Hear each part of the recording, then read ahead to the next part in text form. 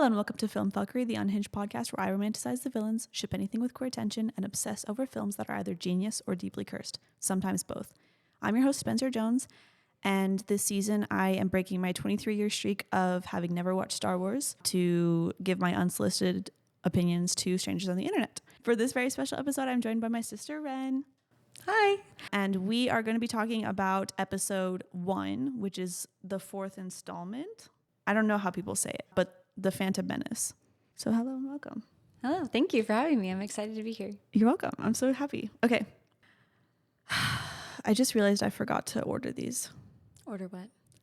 I usually order them in the categories. So why me specifically do you hate? I don't know. I think what it was is I was really focused on the makeup. Literally give me 2 seconds. I'm so sorry. But while I do this, why don't you tell them what happened before and why we're so flustered? So before this, my beloved brought all of the equipment over to my house. As you can see, my green wall, if you're familiar with Ren Jones, and all of the podcasting equipment, everything, and was ready to go. We got our makeup all set up. The kids are away. And we didn't have a micro SD card. No, an SD card. We didn't have an SD card for the camera. In which your lovely husband did give me one. He did, and then left with the children. So that way we could have time to podcast. Yes. And then we got everything, really situated, and we're testing everything. And then whatever this is. It's the Rodecaster. It's what connects the microphones so that way we can put it onto an SD card, which I didn't have. So it turns out we also didn't have a micro SD card. But before that, you asked me for a C cable. I did, which did not work. Did not work. And also was like asking me, do you have a thingamajig? And I was like, I don't know what that is. Literally, what the fuck? So that was fun. So it's been a saga, much like Star Wars. It's like an opera, but of our lives. Yes. And not a damn thing can go right when you and I are together, apparently. But this time we have video.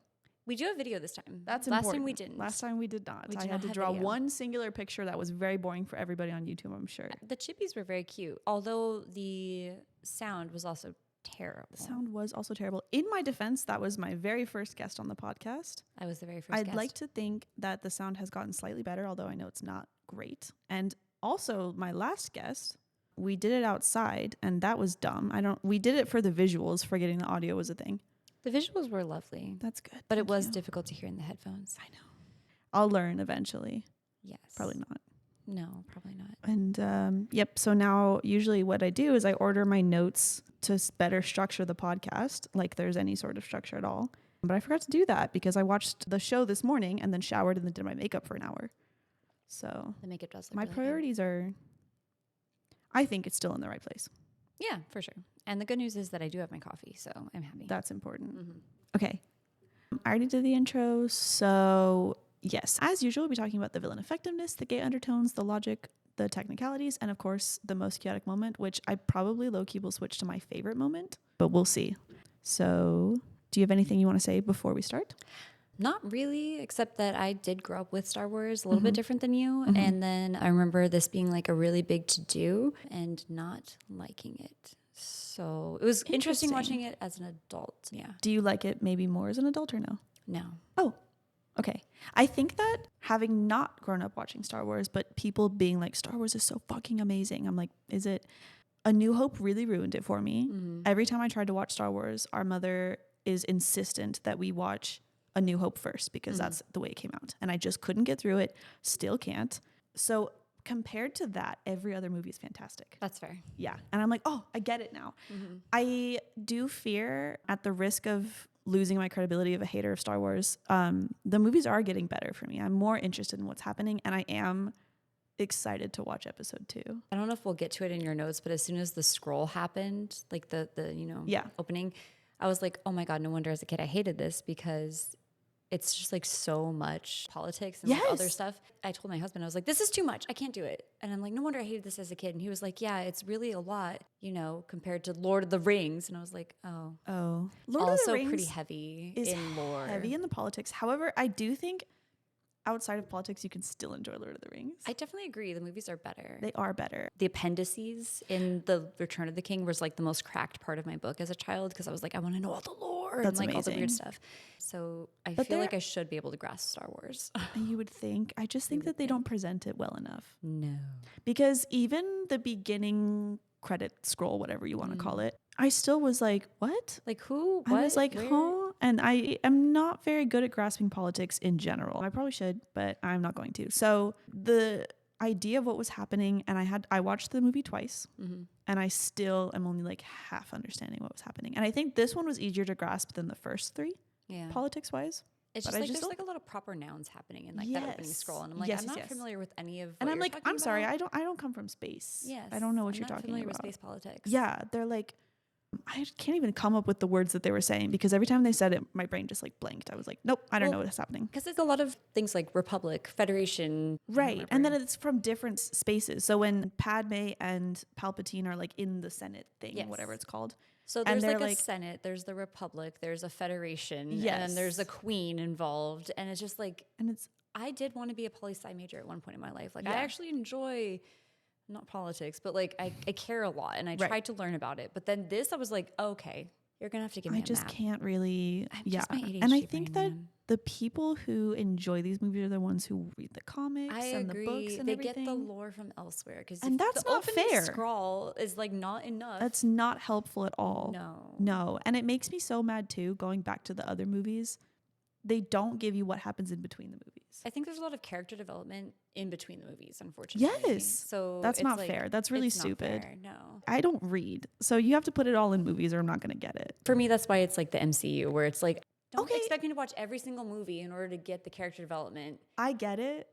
But at least in the MCU, you can watch the movies and get the character development. I don't want to watch all the movies. You don't have to watch the movies and read all of the like 8,000 comics that there are. They put it all into the movies for you. Okay, fair enough. I understand. There's like 800 movies.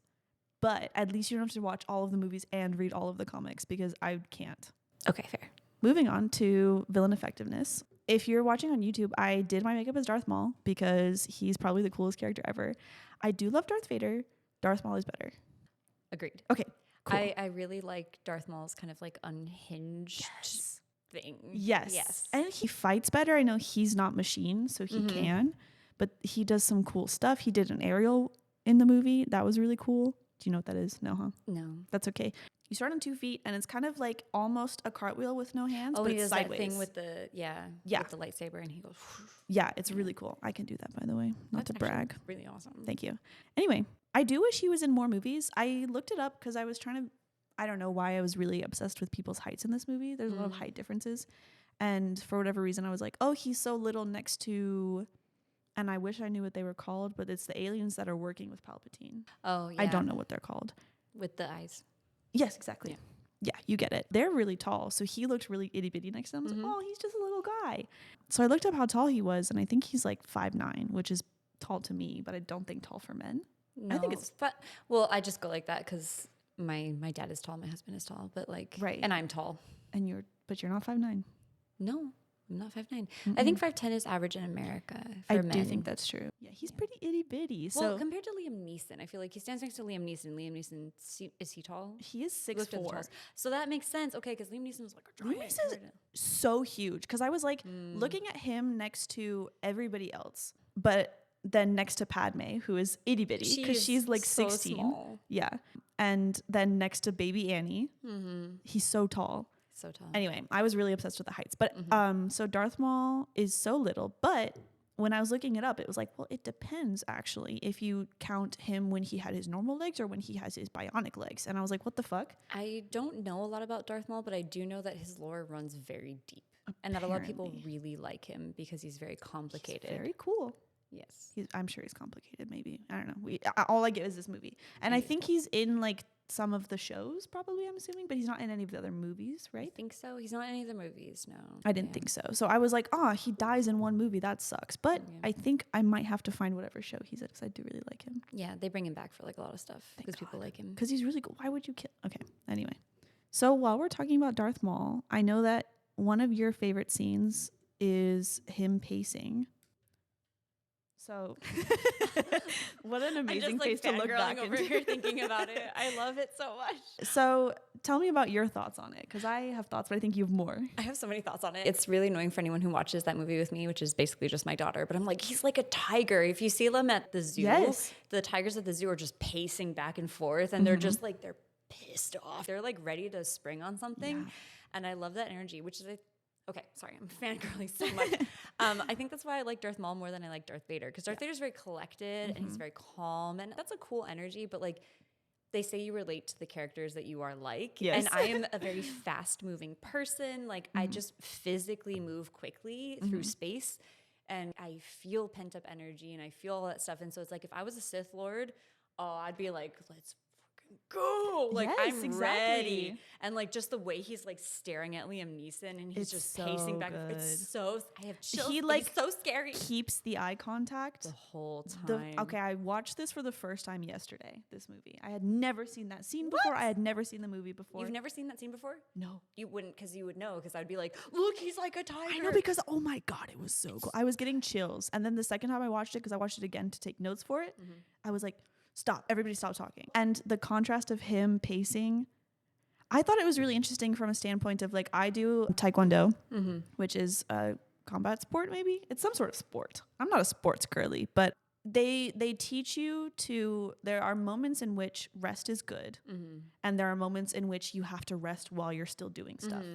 And I think the contrast of Liam Neeson on his knees, taking a break, and Darth Maul still pacing, keeping up his heart rate, keeping up his energy while kind of still being calm, is such a good contrast. And I think like, because you can tell that he's still calm and collected in the fact that he's like maintaining eye contact the entire time. Like, even though he's moving, not like his eyes are and still puffing. there. Yeah. He's just like keeping his heart rate up. Yeah, exactly. He's just keeping movement He's going. keeping the pace going, so that way he doesn't have to raise his heart rate up again. And I will say, like, as a runner, because I don't do sports, but I do run, you have to warm up and you have to cool down. Like, I just did a 5K, fastest one I've ever done.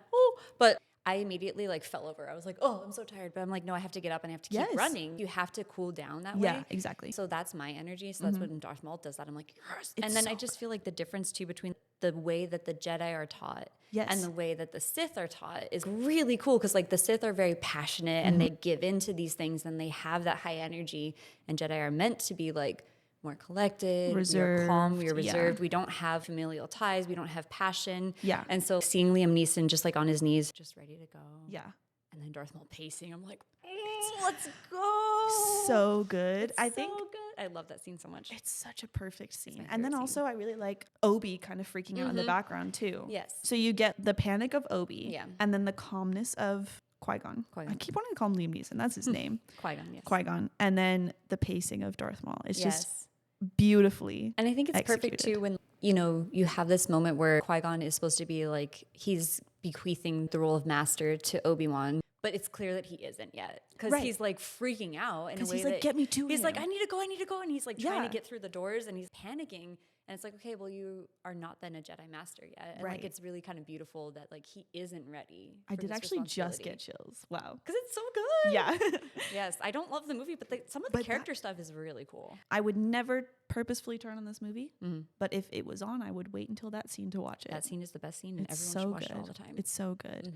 And Darth Maul just in general, outside of that scene as well, I think credit to the actor, but also just in general, his character and the way that he moves and presents himself, and specifically the way that he moves in fight scenes, is so well done. I didn't look it up, but I'm sure he did a lot of practice for it. Like he does a really good job on it. Yeah, and I like how mobile he is in fight scenes. Yes, a lot of Star Wars, I feel like especially the older movies, when you have Darth Vader who is like robotic and he's, but Darth Maul is like double saber and he's like, and he has to move around a lot, and he's fighting two Jedis at once. It was so good. Oh my God. And they're all doing spins and stuff. Ian McGregor does a pretty okay job too.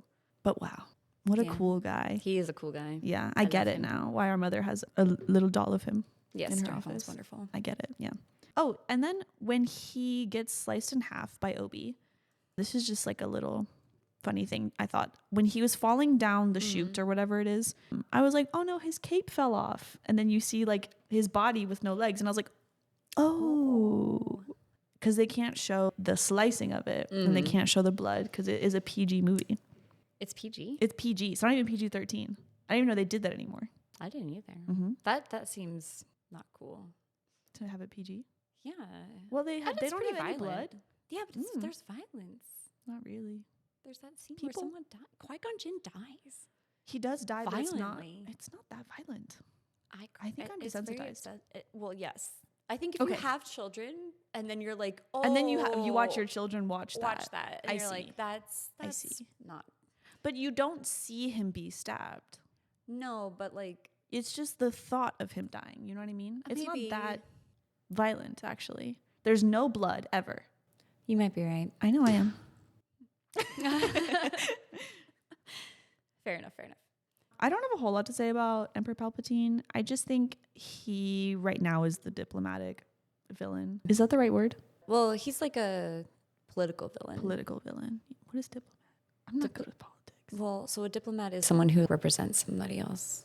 Is he not representing? Well, I don't really know because I don't really pay attention to the politics. No, that's fine. Let's just say political. Sure. He's a political bag right now. He hasn't really shown himself as the Sith Lord. No. Even though we all know, but I just don't care about him right now, I guess. He's just typical politics bad guy. Just like a white dude. No, literally. I did like, though, at the end where it kind of pans to, it's after Yoda and Samuel L. Jackson's character, I don't know his name yet. They're like, well, Siths always come in twos. And was it the master or the apprentice? Mm-hmm. And then it pans to Obi in his hood and then immediately to Palpatine, which like shows that he's the guy in the hood. Yeah. Genius. Absolute cinema. Good cinematography. I thought so. That's all I have to say, honestly. I just wanted to fangirl about Darth Maul for a little bit. I just literally love Darth Maul so much. And like just that moment, it's so good. I will talk about it forever and always. I wish that other people felt this, and maybe they do, and I just don't talk about it enough. But do you ever feel like you want to inject something into your veins? Like a piece of media? So I think what we have is actually, there was a study on it a while ago called a high level of awe. I don't think I have that though, because we have talked about this before. You and your daughter have it. We do. I think you do too. I have it. I think you do, because like you say, I get chills when I watch that. And like that is kind of a rare thing. Interesting. For just like media in general. Like certain songs, certain things. Like it doesn't mean that you feel awe and like it's so beautiful, but it could be also awe and like that's so incredible that I have a visceral reaction to it. Sure. So, I think because the way that you and your daughter present it is like an awe for life, which I think I don't have. But I do have an awe for media. Yes. In art and movies I think and stuff. My daughter and I will see sunsets or something. We're like, oh, it's so beautiful. I don't think you have that, but I think when you hear a certain song, you're like, I do get visceral reactions. I do want to inject it straight into my veins. I want to like Clockwork Orange this until I can't forget it. You know what I mean? That's still a high level of awe. I think mine's just in a different. It's just a different way. You want to inject that scene into your veins? I do. Straight into my veins. Me too. I want to just never forget that scene exists. It's a wonderful scene. I want to wake up to that scene. Just harness Darth Maul energy every day. Be the Sith that you know you can be. We should all really take that to heart, I think. We should. Yeah. Moving on Yes. to the gay undertones. There weren't too many in this movie, but did you see any? Not really, no. And I do think I'm actually like, I have a pretty good gaydar. I did not really catch any. Did you? And maybe I can see it from there. I did. It's just one-sided is how I saw it. But I do think that Obi is in love with Qui-Gon. Well, I think everyone's in love with Qui-Gon, though. I think that's fair. Even like Padme, I mean, she's like supposed to be 14, so like, yuck, no. But if you think about it the other direction, Padme and Anakin, either way, she's not. It's not good. Yeah. But I think like the way that they have that kind of push and pull with each other, it's hard to not flirt with Liam Neeson. I think so. I think is the thing. The 6'4" Liam Neeson. He's very charismatic, man. I think everyone's in love with him. The long hair really gets me, I think. Me too. Because Liam Neeson's fine, but Qui-Gon Jinn. But Qui-Gon, yeah. Anyway, everyone's in love with him. I do think that Obi is in love with him, is one of the people in love with him. I could see that. I think everyone's in love with him. I love that idea. Yeah. No, I think so. I'm glad that you see it. Yes. I know that our mother would be like, it's just, he has a deep respect for him, his master. And I think you can do both. I think you can do both. I think if you can have a crush on your teacher. Yes, exactly. People do it all the time. Yeah, it's a very normal thing. But it's very normal. It's very normal. Exactly. And Liam Neeson being the good, or Qui-Gon Jinn, sorry, being like the good and noble Jedi that he would never return the affections, of course. But it's very good and normal to have, I think so. See this like powerful person and they're just with the long hair. And anyway. Yes, I agree. Obi-Wan is in love with Qui-Gon Jinn. It's canon. It is. I witnessed it with my own eyes. Yes. I saw gay, so I said gay. Yes, agreed. Okay, awesome. And here are two reasons. Two reasons, yes, why I say this. There is one specific scene where they walk onto the balcony together and there's a sunset and they're watching it together and it's just so beautiful, I think. It is beautiful. And there's romantic tension there, I think, from Obi's side. A little bit. I think, Obi can be very gay for Qui-Gon. I think so. I think that's pretty fair. I just think his little ponytail is where all the gay happens. Probably. That little ponytail straight in the back. That's what holds the gay.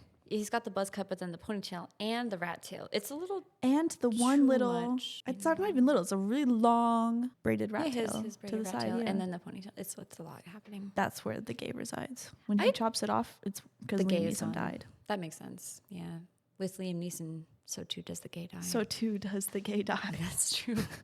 I've always said that. Me too.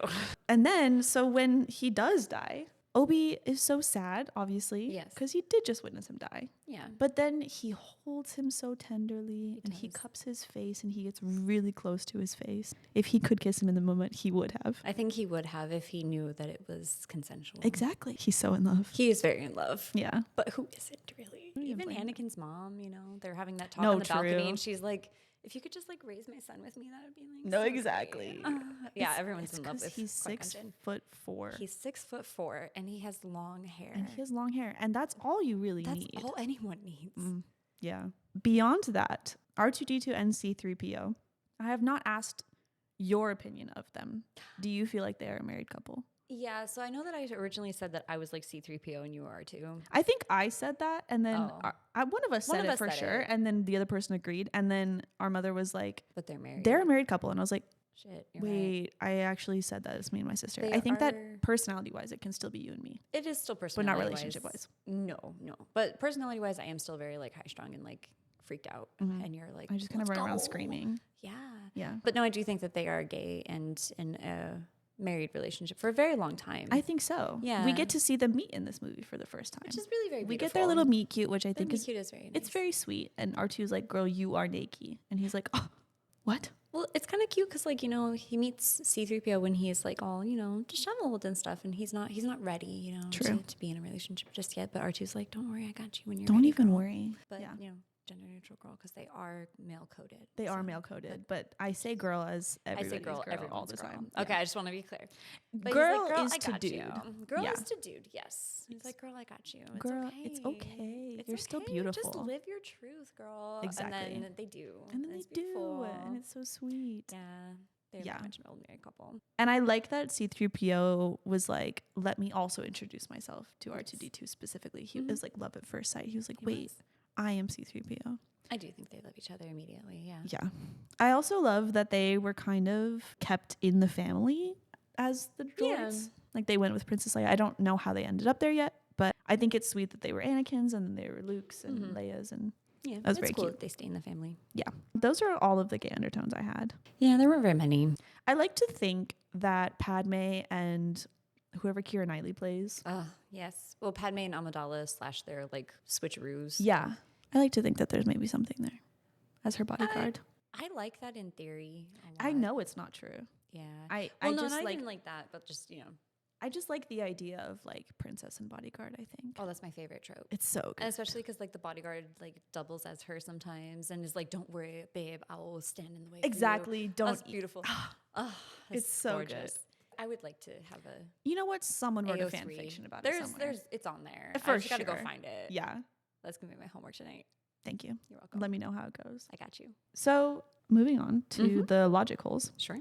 This is like a weird thing that I like to do, but when people hold their breath in movies, do you also hold your breath? Okay, wonderful. I'm glad I'm not crazy. No. Maybe I am, and we're both crazy. But I did hold my breath when they were like, it's whatever gas it is. And it is a very reasonable amount of time to hold your breath. I like still had time. Yeah. And I appreciate that. And I think that they could have very easily have been in that room for like several minutes and then been like, well, they have the Force. Yes, it's Jedi powers. It's Jedi powers that they can hold their breath. But no, it was just a very normal amount of time to hold your breath. And I appreciate that. I do too. But speaking of Jedi powers, I think right after that scene, they're like, we got to go somewhere else. And they just like, whoop, zoom out of the frame. Since when the fuck can Jedis do that? It was so silly. And I was watching it yesterday with my friend. And both of us were like, oh, since when can Jedis do that? The Jedi powers are very silly. They're kind of all over the place. In my opinion. Yeah. Yeah, they don't have a specific, like there's the Force where you can lift things and move things, and then they can do crazy flips and jumps and stuff, and they can do mind powers. Yep. And then everything else is like whatever's convenient in the moment. Yeah. Just if there's a thing that they need to do, then they can do it. That. And that's the Force. And that is the Force. Yeah. And don't even question, because that's the Force. Exactly. Having not seen the next upcoming movies, but you vaguely have been around when they have aired. Not age-wise, but also age-wise. But I'm talking about like in your home. Oh, yes. When people watch it. I could have phrased that differently. Anyway, so Anakin's mom is talking about there is no father. I birthed him. I raised him, whatever. Yeah. And I was like, period. A single mom, whatever. She's doing her best. She did a good job. But then she was like, I don't know how it happened. And I was like, is he Jesus? Yeah. What does that mean? I actually don't know, because I've watched this movie obviously a lot in my life, and then I watched it last night to prepare. At first it was the same thing where I was like, oh yeah, Queen, like, yeah, there is no father. Yeah. But then I was like, did the midichlorians make him? Because somebody said that in the movie. And I was like, what the fuck does that?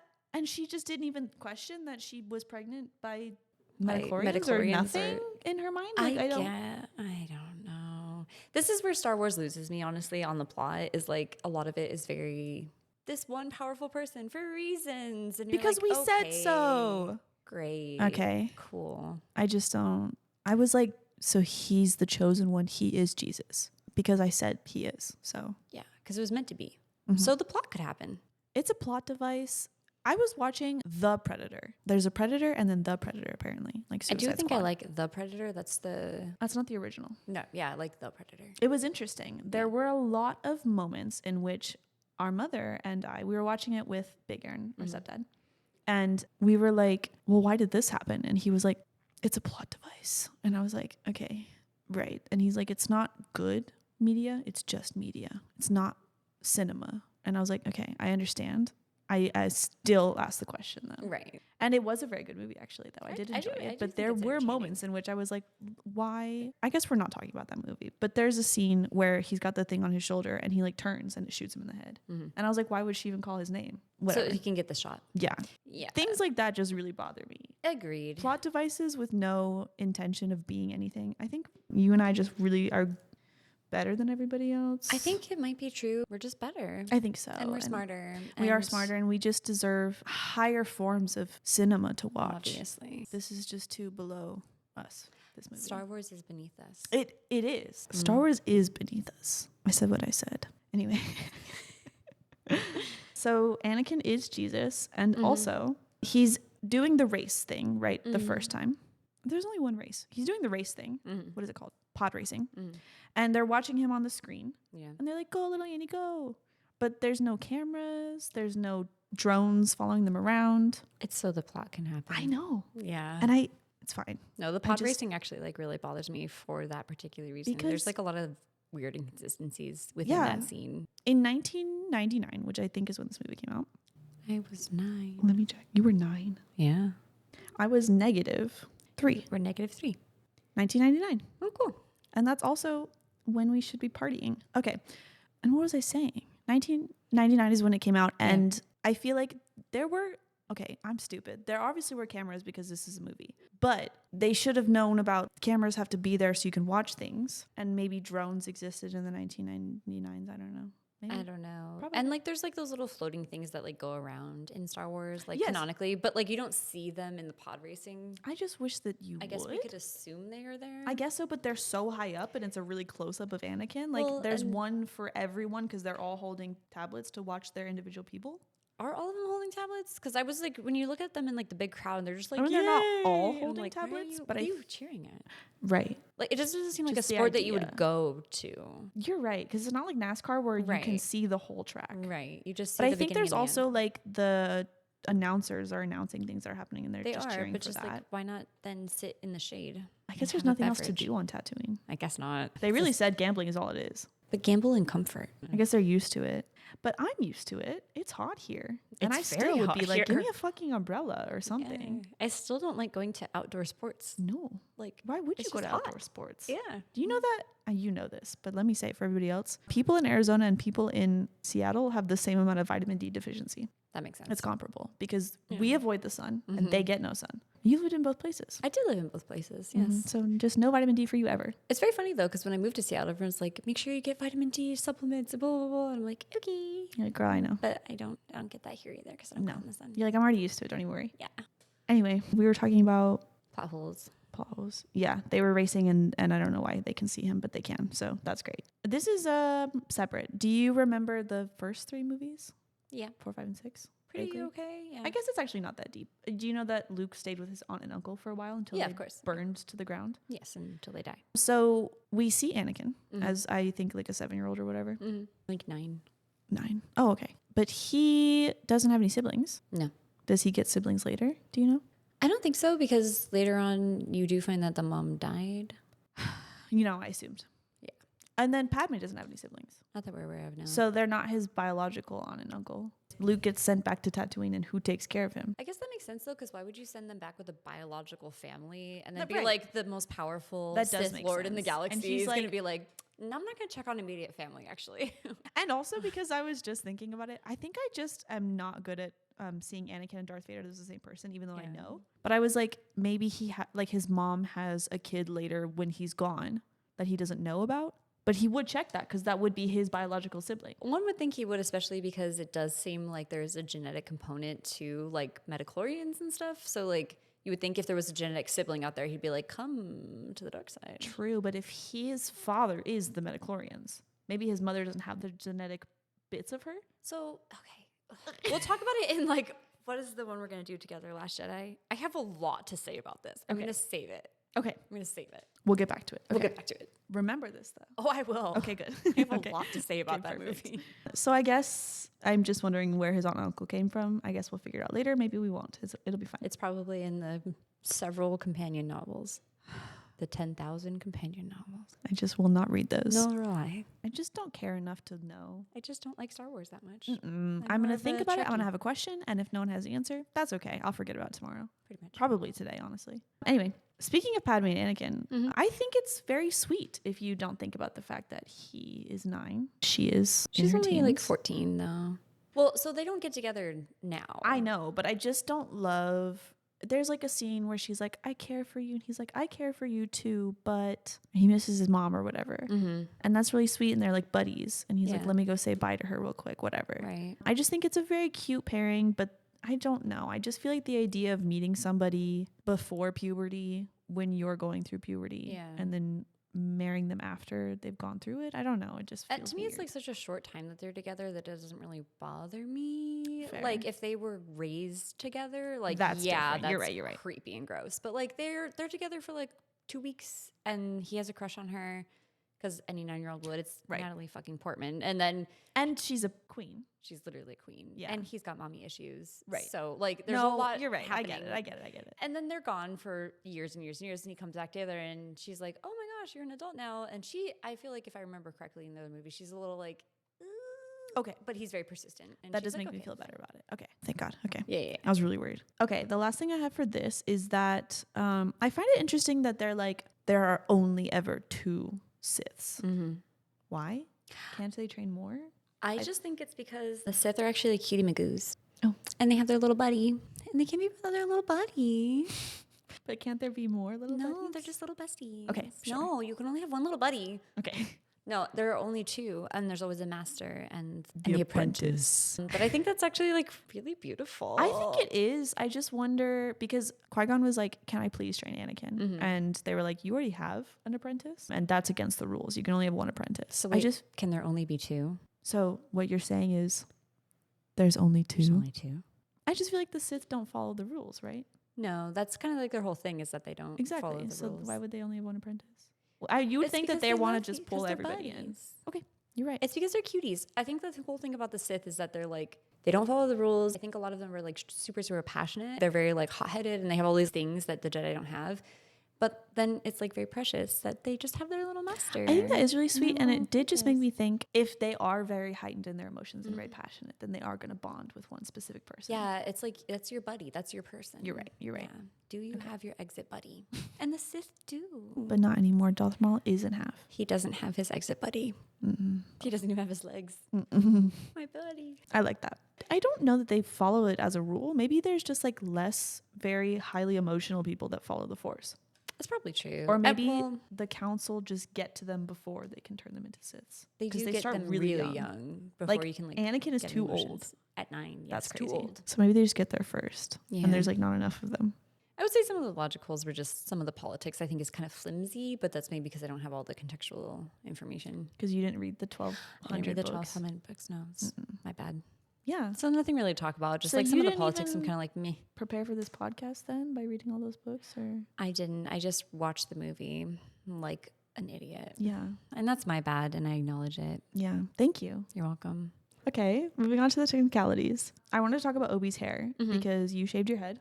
I did. And I wish that I had watched this movie before and then had convinced you to just keep that would have been really cool. The little strand, the little braid, and then the ponytail in the back. So I could be a Jedi Master. Yeah. Yes, that would have been really cool. And then it can hold your gay for you.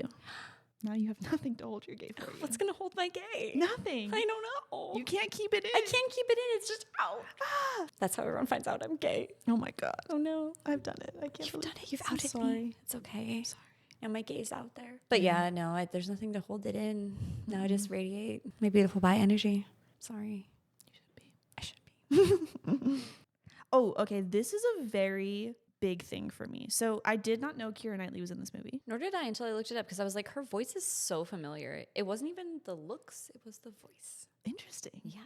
So it was the looks for me. Oh. But I'm very proud of myself. I guess the whole point is that you can't tell the difference when they're in makeup, which fuck off.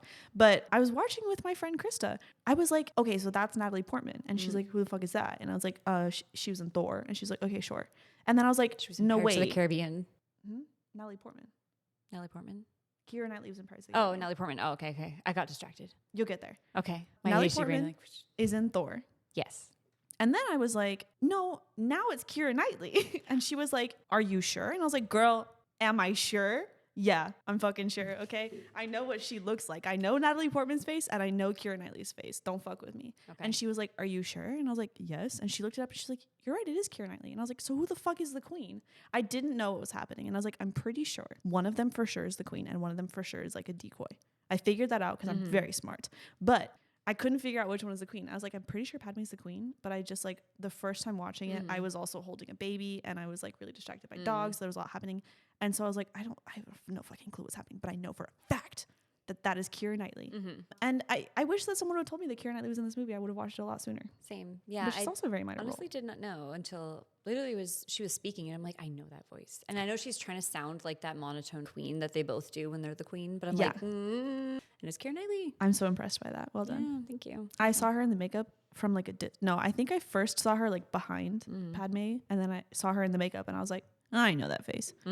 But speaking of the voice, I do really love the queen voice that they both put on. Me too. They do a really good job of that. And they do a good job of sounding like each other in that, even though you could tell the difference. But it kind of reminds me of Jasmine from Aladdin. Kind of, yeah. It's like speaking from like here, kind of voice. I really love it. It's very powerful. I thought it was really funny though when Padme comes out. They're talking to the Gungans. The Gungans, yeah. Gungans, yeah. And she like comes from behind Keira Knightley and is like, I'm actually the queen. And everybody's like, what?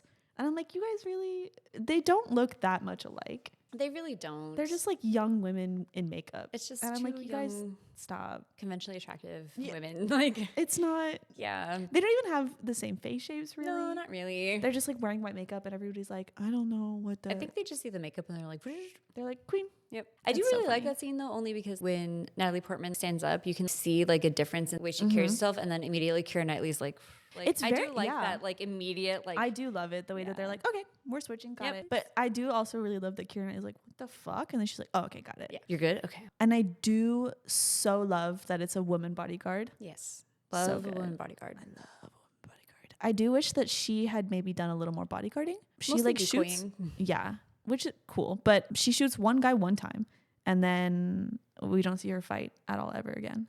So if you're watching this on YouTube, you just saw me have like a really wistful face. It's because I'm sure that it exists. I'm going to look for it first. But if not, I think my next book should Oh my God. for sure be a more stabby Natalie Portman. Yeah. And there's a moment where they're in, you know, their bedchamber, of course, because, you know, they're also lovers. And then someone comes in to kill the queen and then stabby, stabby, stabby. Guns. Pew, pew. Okay, anyway, my brain just did like a whole... Wait, that's beautiful. Yeah. Yeah. I'm going to do a cozy Star Wars with stabbing. A cozy, stabby Star Wars. Cozy, or stabby we Star can Wars. tell Calliope Well, we can tell Calliope. to make a less cozy. Way less cozy and much more spicy. Spicy, stabby Star Wars. Spicy, stabby Star Wars. Done. Okay, anyway. Sorry. Okay. No. Bringing it back to Obi's braid one more time, I just really can't get over it. It's beautiful. And this is just like a little itty bitty thing, but do you know in movies when they like flip the camera sometimes? Mm-hmm. They flip it so often that his braid keeps switching sides. Oh. And I was like, what side is his braid on this time? And I just was so lasered in on his braid the entire movie that I was like, I know when they're flipping the camera. That's it. That's actually really funny. I just was so focused on that braid. I was not. I'm focused on the tiny ponytail, honestly. That like really bothers me. It's so bad because it's not even a rat tail. A rat tail is like at the base of the neck. It's like just one little center ponytail. Yep. It's so bad. It's really so horrible. ugly. It honestly was a jump scare. It did scare me for a second. I was like, why? And then I noticed the braid later, and I was like, oh, what? Long ass braid too. It's not even just a little tiny braid I think behind like the tradition. This is one lore that I do know. Oh. Are you aware of this? With No. the rat tail? No. It's actually like when they start their like Jedi path, they start growing it out, and they cut it. I think when they become a master. Oh. Yeah. That's So like sweet. there are certain alien races that don't have hair, and they'll create like beads or something. So like yeah, I actually do know. I'm pretty sure that is. It might be That like seems slightly right. incorrect, but that's the lore. That feels right. They start it when they go on their Jedi path. Wow. That's so sweet. So I should definitely do a rat tail for my Jedi path, whatever that may be. I know. I was just thinking that. I was like, how do I start the rat tail? We'll think on it. We'll get back. We'll get back to you. Yeah. I will be starting a rat tail. Don't you worry. Yay. Okay. The people who made Star Wars are some freaky ass people. I don't know how they come up with all of these characters and their names and the way that they look. Like the Gungan grand person guy is so icky. I would say that in this movie, a lot of what they look like and sound like and their accents. The Gungans specifically? Well, no, not even. Some of the other aliens as well. No, the guy I with the did flappy notice. wings. I know. It's just very racist. It's so racist. Deeply, deeply racist. It's and like a little really bit bad. xenophobic. Oh, yeah. From an American perspective. Yeah. It's not good. So they're just- freaky and they're racist. I know, and that's worse. I don't understand how they came up with those ideas. I just can't fathom. As a creative person, you definitely just do. You just do. You just do. Sure. One does. Right. Just But but a lot some of of them it- are so icky, and I just like whatever. This is why I'm like a Star Trek girly versus a Star Wars girly. Because like Star Trek is clean and a utopia for the most part. True. And there's no Jabba the Hutt. No.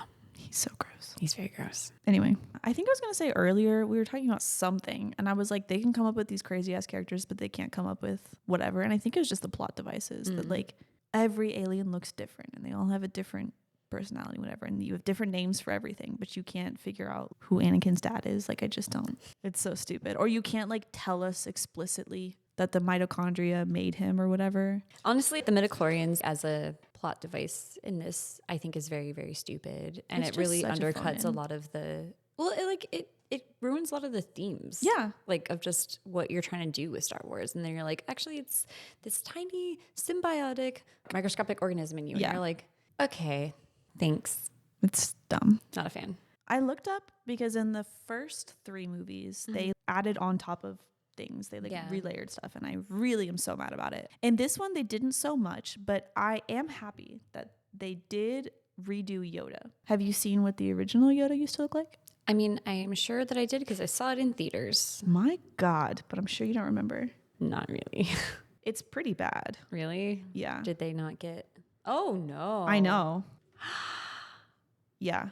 For those of you watching on YouTube, I'll put it on the video, and if not, then I'll post it on my Instagram. This is one thing where thank God they put the CGI over, because that doesn't even look like Yoda. It doesn't look like. What did they do to that puppet? I know. They already had a puppet. I don't know why they would make a new one. Did they throw that one in the trash? What did they do with it? Jesus, oh my God, this is horrible. He looks so bad. And like, not bad. Like, the puppet itself is good. It just doesn't look like Yoda. It doesn't look like Yoda. It looks like one of those like dark crystal freaky things. Well, Jim Henson also did those. No, I know. Okay. But he clearly, if he did one, he went real in. He just really dove I hate it. into I don't like it. This one I understand, and I'll let it slide. That's a bad Yoda. Mm-hmm. Also, Anakin is actually a pretty good actor in this one, I think. Little Annie. So when I was 9 watching it in the theaters, I remember little Annie. He's your age. Oh, he's 9 in the movie? That's what you said, right? Well, yeah, but is the actor 9? I don't know. Canonically, Darth Vader is my age. That's pretty cool. Wow. Jake Lloyd is 36, 1989. We are the same age because he's March 5th, 1989. I'm March 14th, 1990. So as I was watching the movie, I remember him getting like a lot of hate. A lot. Sad. Oh. A lot. No, like I think they like bullied him out of acting. That's so sad. He did a really good job, I thought, for a 9-year-old. My thing, I think he did pretty good for a child actor, but I have to say that like as an adult watching it, what do you do with that script? What do you expect anyone to... You have Liam fucking Neeson trying to do stuff with that script. Yeah. And like... For what lines that little boy was given. For the lines he was given and the direction he was given. He ran so far with it. He did a great job. He was a wonderful child actor. I think he did a really good job. No hate to him. It was the direction and it was 100% the script. The script is trash. What do you want him to do? Yippee! Okay. How do you want him to deliver that line? Nobody says that. Nobody says that. That's not a normal thing. They're like, he's a kid and he's going to say yippee a whole bunch because that's what little kids do. His exposition lines, because they use them as like an exposition device where it's like, why do you do this thing? Or like, what is this thing? And it's like, okay, it's clearly just you were too lazy to write exposition a certain way and you're asking this 9-year-old to take the brunt of it for you, you monsters. Literally. Like, I get really mad about it because he was really bullied. That's so sad. I know. I wish people were nicer to children. Jesus. They should be because Jesus Christ. He did a really good job, I thought. He did. Yeah. There are some child actors where I'm like, this is nepotism. Yeah. And his was really good. His was really good. That's so sad. What you want to do with those lines, man. No, literally. Honestly, him and Darth Maul saved this movie. And Liam Neeson. His long hair saved the movie. His long hair and his 6'4"-ness. The next bullet point is literally Liam Neeson is 6'4". He's tall as hell this whole movie. I just want you guys to know that Liam Neeson is 6'4". And he just looks so tall compared to everybody else they put him next to. I was like, y'all couldn't. Is Ian McGregor like tiny too? Let me look it up. I don't know why I didn't look up Ian McGregor's height. The big guy. 5'10". Yeah, so you put Liam Neeson next to anybody. That's just not fair. I was like, y'all can't give them boots or anything. Because you know in movies they'll do like, I think Robert Downey Jr. does this a lot because he's not super tall. Yeah. They give him heels. They should. So I watched Supernatural and Jensen and Jared are both like really, really tall, like over 6 feet. Yeah. And Misha Collins is also 6 foot, much taller than average. And he had some post one time where he's like, I'm tall too, guys. Yeah. But he looks short compared to him. So tiny because they just put him next to these like 6'4" people. And he's like, hello. And he's like, actually, I am tall. Please, hello. Put me next to a normal person. Yes, I look tall. I'm actually tall. Oh my God. But yeah, Liam Neeson 6'4". 6'4", you put him next to Ewan McGregor, that's 5'10". And then let me see how tall. Natalie Portman is Natalie tiny. Portman. And she was like 15, 16, right? Not full grown, probably. Yeah. Natalie Portman height is the next thing. 5'3".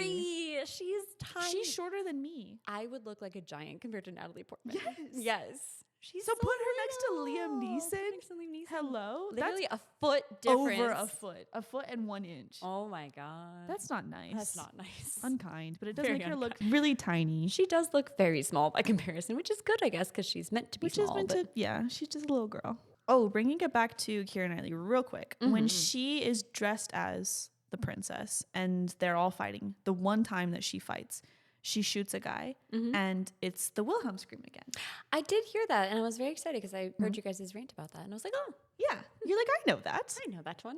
I was watching it this morning with my friend Simi, who's now my roommate also. He was like, I know that scream. He was like on his phone and he like looked up at the TV. He was like, I know that scream. He was like, I know it, but I don't know where it's from. I know it's popular. And I was like, well, you would know if you listen to my podcast. And he was like, no, I just know it because it's in stuff. And I was like, dickhead, I'm trying to get you to listen to my podcast. So like, if you listen to literally the last episode, it literally one episode is all I'm asking you to listen to. And like, he you guys loves went John. off about it too for a while. Yeah. Well, so we go off about a lot of things for a really long time. Yes. Sorry, guys. It's okay. We both have really bad ADHD that just feeds off each other, I think. Mm-hmm. Yeah. Anyway. We were talking about tropes for a second. We were talking about the bodyguard princess trope. But great trope. One of my other favorite tropes is the really dumb, clumsy guy who accidentally helps everybody out. Oh, I'm glad you like that one. Okay. I do not like that one. You hate it? I do. I hate that one. I think it's because I'm dumb and clumsy sometimes. You're not dumb, but you are clumsy. I know, I'm hella clumsy. I'm like, I'd love it if it helps somebody. It never does. I feel like it's helped me in the past before. That's good. I can't think of it. I can think of a specific example in which it didn't help us, and that was earlier today when I didn't bring the stuff that I needed for the one thing that I do. That was a bummer. I know. We fixed it. But it's fine. Yeah, no, Jar Jar is like, it's a fun scene in that moment. I think it's nice to see Jar Jar doing something that's helpful. I hate that trope, but I'm glad you like it. No, that's so funny that you hate that. I feel like that makes sense for you. It does. And also, stop getting in my way. When Anakin just like accidentally destroys the entire ship. Oh, yeah. He's like, oh, that's what that does. Let's fly out of here. Wild. Insane. I don't know if I want to talk about this, but I didn't write it down, but did you know, so Natalie Portman was a small child in this very big movie. Mm-hmm. Did you know that before she turned 18, there was a countdown on the radio? Did you know this? No. How upsetting is that? Isn't it so bad? I want to throw up. I know. In my mouth. She made a speech about it. There was like some video I saw of like a bunch of women's speeches compiled together, you know, to make you sad about women and humanity because it sucks. And she was like, when I was however old she was, I guess probably 17 because they were doing a countdown. Oh, there was a countdown on the radio of when she was of legal age. And that was just fine. Okay. That's it. 18-year-olds are still children. So I'm going to go off for like a second. Just a second. Do it. Okay. So I do, as my day job, I teach high school. And one of my classes asked me for a hot take every day. And that's like our thing.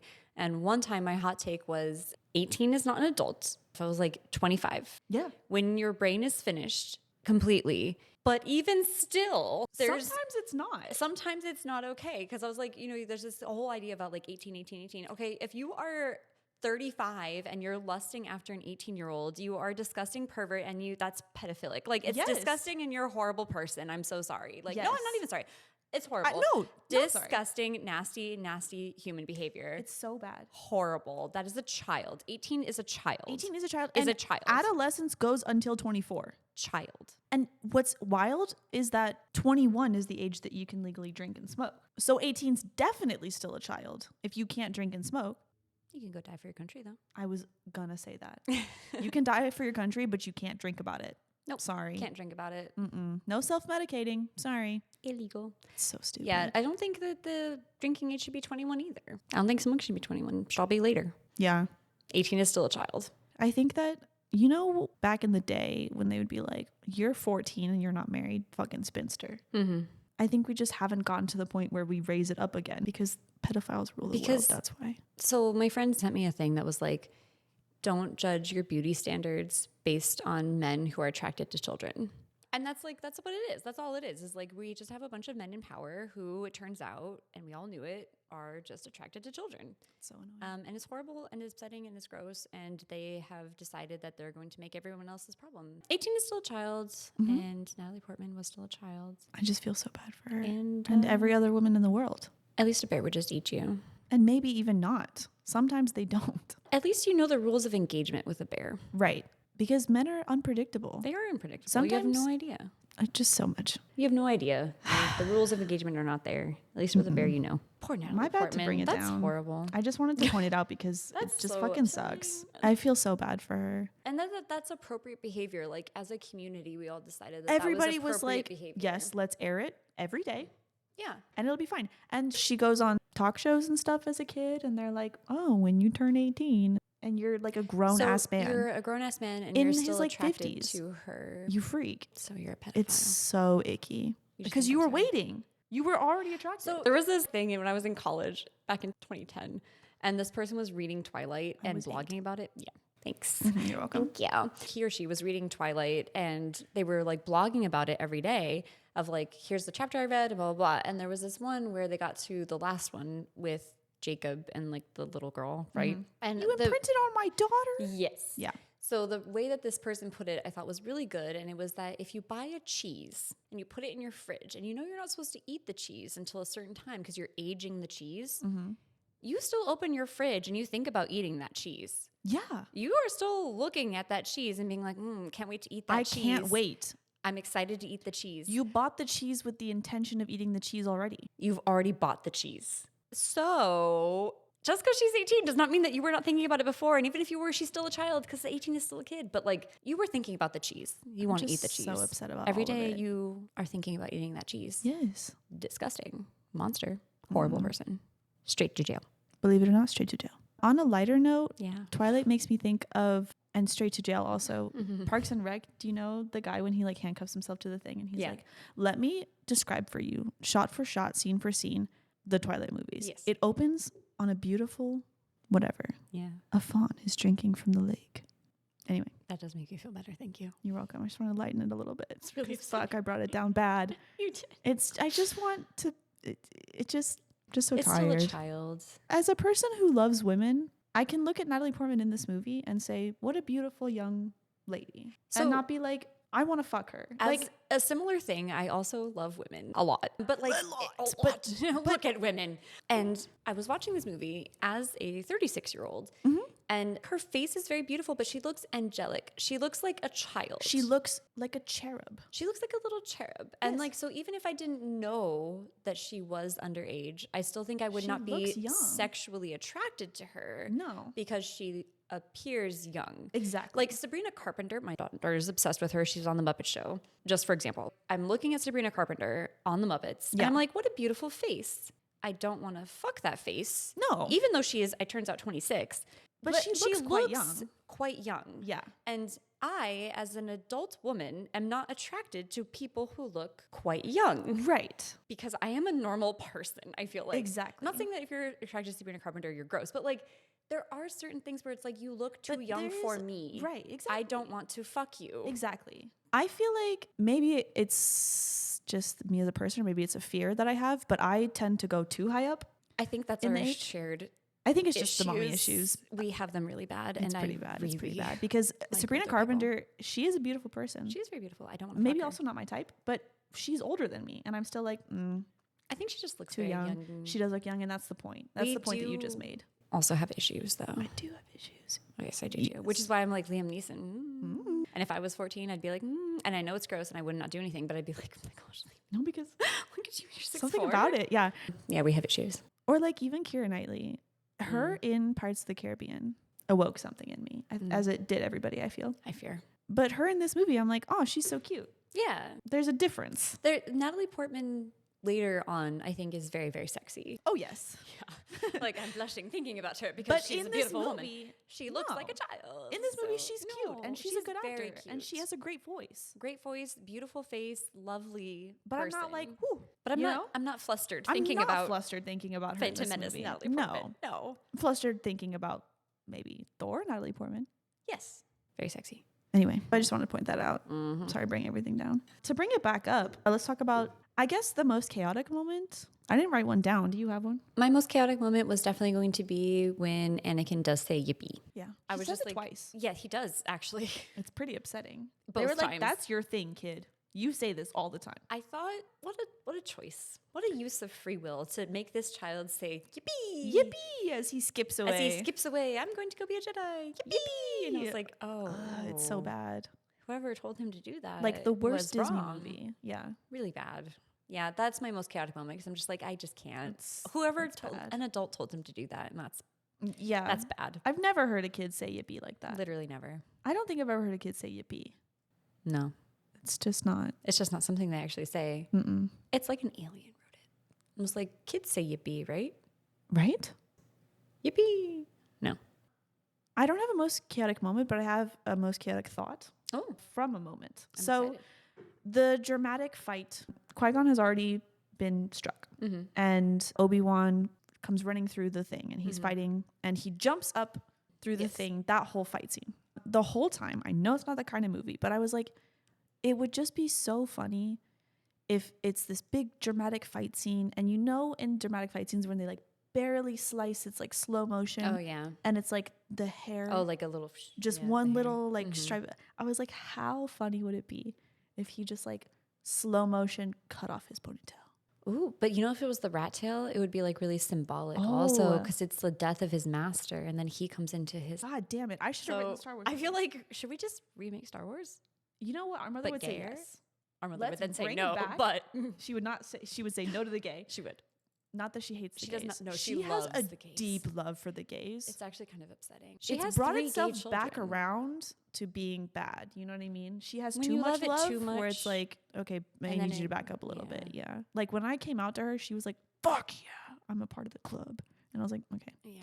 I need you to just chill out a little bit. But we should remake it, I think. We should remake it. Let's bring back, though, Keira Knightley and... yes. And... Natalie Portman, thank you. But make them gay. Let's do it. Let's do it. Oh my God. Okay. Yeah, so that would have been a great end to actually, it would have been rat awesome. tail. Wow. Yeah. Let's make a Star Wars. We're gonna do it. You should just write a book. I should just write a Star Wars. Mm-hmm. Yeah. A Star Wars fan fiction. This is what really happened. Oh, I like Ignore everything else you've ever learned or heard. Yes, exactly. Yes. Mm-hmm. We're starting over fresh. Scorched Earth Star Wars. Exactly. Yes. This is alternate universe Star Wars where everything's better. It's an AU, but gay. Aw. That's all I have, but I did. So John reminded me that I was doing quotes for a while. Mm-hmm. So I did pick a quote. Okay. And the quote that just kind of gave me chills is when Padme is talking to Palpatine and she's like, it's clear to me that the Republic isn't working anymore. So I'm just going to go. Yeah. And that was very good, I thought. That was very good. I agree. I did remember that we had a favorite quote and I really did not have one. That's fine. I feel like the script was... It's very bad. Pretty trash. Yeah. Yeah. I think that's a good end. Yeah. I think you can have a favorite scene, and it's Darth Maul pacing. Oh, and it lives rent-free in my mind. I'm going to make that because I've done my makeup Darth Maul, and so I must. You must. So everybody go follow me on Instagram or Facebook or Threads at Philm Phuckery, Philm Phuckery. And if you're listening on Spotify or watching on YouTube, just know that this podcast exists on both as Philm Phuckery with a PH for both. And if you'd like to follow my sister Wren. Yeah, you can follow me on Instagram or Threads at Wren Jones or Wren Jones Writes. And that's pretty much it. No more TikTok anymore. Yay, feel free. Huzzah. I do feel free, although I did doom scroll on Instagram like for 4 hours yesterday. You did. It was pretty awful. So yeah, we're going to do a bit of Darth Maul pacing, and I think that'll be a prototype for our movie. Yeah, for when we come out with the better Star Wars. Yes. And I will play Darth Maul. You have to. And it'll be perfect. I'll play Padme for no reason at all. We're getting Keira Knightley back. We're getting Keira Knightley back. And there's no reason. No reason. Play her. Just because you're already wearing the makeup. I'm already wearing the makeup, so I may as well. You may as well. Because you're going to keep it on forever. And then when we get Keira Knightley signed back on, it just happens to be that she'll play the same character. And that'll be fine. It's fine. And it's fine and normal. It's fine and normal. And totally there's no ulterior motives here at all. Zero. So don't even worry about it. Look at us go. What a good end. And it's done. You're done. Like, stop. No more. So the camera did shut off and told us, you're fucking done. Stop. Is it going even right now? I don't know. Shit, hold on. They cut us off when it was supposed to. If that whole thing didn't go, I'm going to freak out. Oh my God. I'm going to freak the fuck out. Okay, so this is just gonna, I'll just put me pacing back and forth for the rest of this video. But real quick, the camera said, fuck off, you're done. Stop embarrassing yourselves. And so I think I said all the things I have to say. Follow us. If you are enjoying this podcast, please like and comment and subscribe and share and rate on Spotify. Everything helps. The reason why I forgot to say in the beginning, the reason why I didn't have an episode last week is because I got a new job and it was very difficult training, and I have a new room moving in, so it's very difficult.